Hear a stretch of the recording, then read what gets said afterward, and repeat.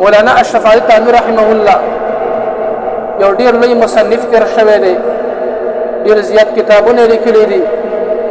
د یو خلیفه هغه خبره کوي، ما یو ځل مولانا اشرف علي تھانوی صاحب ته وویل، وی حضرت چې زه کله ستاسو په مجلس کې ناست یم نو ما ته دا ځان ډېر زیات کمزوری ښکاره شي، ما ته دا ځان ډېر زیات ګناهګار ښکاره شي. زه وایم چې په دنیا کې زما نه بل غټ ګناهګار نشته دی، او د نورو مخلوقاتو په نسبت ما ته خپل ځان داسې ښکاري لکه حیوان، ځان راته یو عجیبه انسان ښکاري.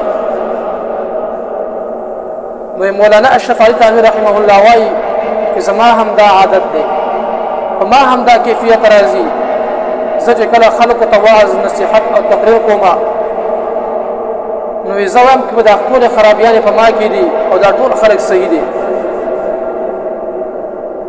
دا ټول غیوب راته په نظر راشي. نو عزتمند ورونو، کله چې د انسان خپلو خرابیانو ته نظر شي، خپل نقصانونو ته نظر شي، د خپل ځان د اصلاح فکر وکړي، نو بیا ورته هر انسان صحیح په نظر راځي. لیکن کله چې د انسان په بل غیوب باندې نظر شي، همیشه په بل کې غیب وباسي، د بل غیبت کوي، په بل کې نقصان وباسي، نو بیا ورته خپل غیب نه ښکاري. بیا کدا هر څومره نقصانات کوي، هر څومره ګناهونه کوي، خپل ګناه ورته ګناه نه ښکاري.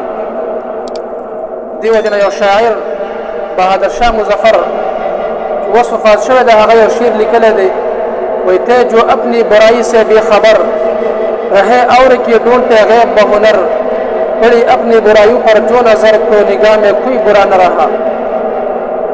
یعنی وی کله چې به ما مخکې خلقو ته کتل، په هغوی کې به ما غیب رایستل، د هغوی په ګناهونو باندې زما نظر و، وی ما ته به خپله ګناه نه ښکارېدله.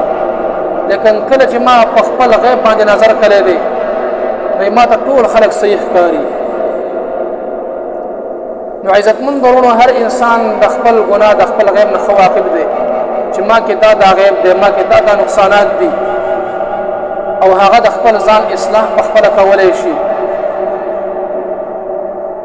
نو بیا انسان له پکار چې په خپل غیب باندې نظر وکړي، خپل فکر وکړي، خپل سوچ وکړي چې ما کې دا غیب دی، دا نقصان دی، د هغې د لرې کولو کوشش وکړي. ځکه عزتمند ورونو، مثال په طور که د یو انسان دی، د هغه په خېټه باندې درد دی، هغه باندې ایزه راغلې ده او هغه ته تکلیف دی، نو دا انسان به اوس څه کوي؟ په نورو پسې به ګرځي چې آیا پلانکي باندې چې کوم دی زکام لګېدلی دی، په هغه باندې ټوخی لګېدلی دی، یا دغه رنګ تبه ورباندې ده که نه، د خپله بیماري به ځان نه لرې کوي، بلکې دا به چې کوم دی خپله بیماري ته ځان نه لرې کوي، د خپلې بیمارۍ سوچ او فکر به کوي. که بل انسان ورته راهم شي چې زه بیمار یم، دا یم، هغه یم، لیکن دا به ورته په جواب کې څه وایي؟ روجانه خفه نه شي، زه په خپله چې کوم دی بیمار یم، په خېټه مې درد دی، د خپل ځان فکر به وي. نو دغه شان موږ له پکار چې هر انسان په خپلو غیبو باندې نظر وساتي، خپل فکر سوچ وکړي چې ما کې کومه غلطي ده، زه کومه غلطي کوم، د کومې غلطۍ شکار یم، بیا به ورته د بل انسان غلطي په نظر نه راځي.